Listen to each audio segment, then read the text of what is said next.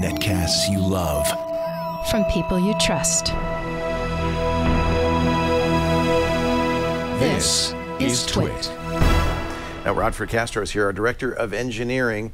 And have you used any Chromebooks before this? Yes. So are you a fan of the concept Chromebook? So the question I always have to ask myself, can I live in a browser?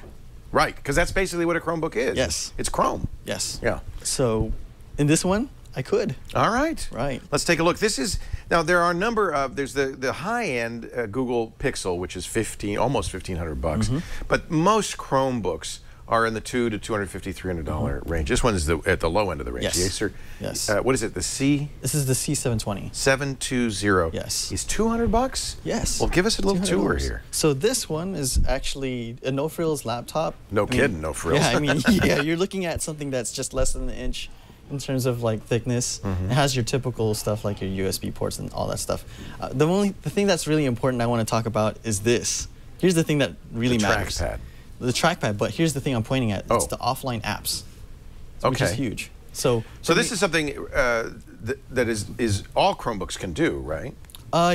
Before, they didn't have a lot of these offline apps. But it's something now that we're seeing now. We're seeing more and more of these offline apps now. And it's, adding more value to it. And well, we all saw the ad, or maybe we didn't all see it, but many of us saw the ad that Microsoft did, the anti-Chromebook ad, in which a young woman brings her Chromebook to the Pawn Stars, and they say, it's no good, it's not worth anything, because when you're offline, you can't use it. But that's not true anymore. Yes. Yeah.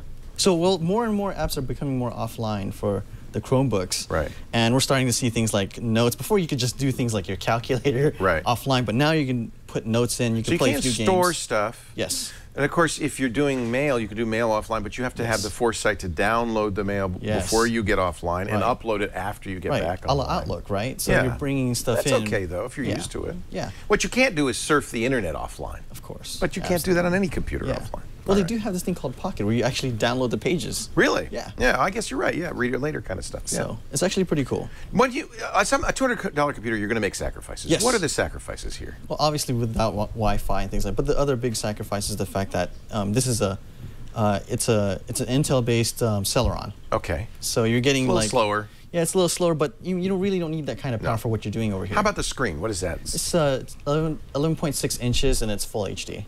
So, 1080p? Yeah, 1080p. Wow, that's unusual. Yeah. All right. And you feel like it's a decent, it's not a touch screen, but that's okay. No, it's not. Right? But for something that's only $199, I mean, you can't really expect that much. Right. But the battery life? Battery life is great. You're looking at almost 10 to 12 hours. Wow. With this thing. Yeah. So this is not so give us the pros and cons here. This is the Acer C720. Right, yeah. So everything that you would expect from like a regular Chromebook, I mean, it's fast to wake up, it's fast to load. If you get corrupted or attacked with malware, no problem. You can reboot it and it refreshes and it's back to normal. Right, because everything is mostly in the cloud nowadays. Right. But the biggest con still, again, it's the Wi-Fi thing. It's the whole. You have to be online. Yeah, you got to be online. And there's no Ethernet port on that either, by the way. Yes. So there's no Ethernet port, just some USBs and SD cards and stuff like that. Right. But for the most part, I mean, can I live in a browser? Right. In this case, I could, mostly because of the fact that there's some offline apps now I can toy around with, even the games that are offline. So that's always a good thing. But yeah, if you check out the web store, I mean, this is all offline apps. I could go on and on and on with this. Yeah. But that's pretty impressive. Yeah. So that's a global improvement to all Chromebooks. Yes. And you think at this point that means the Chromebook is a much more usable product. What I see is a lot of schools use it because it does what kids need to do, which is you could do research, you can write reports. It's got a full keyboard. It's not a tablet. Some businesses are buying Chromebooks. In fact, they seem to be selling quite well in business. I guess primarily because there are people at work who don't need the full power of a full computer. It's more secure, and I think for people who are not real gurus of computing, like mom, dad, grandma, and grandpa, who just want to do email and surf the net, this might be a really good choice. And at $200, you can, you don't have to worry. It's not very expensive. Yeah. So, buy, try, don't buy.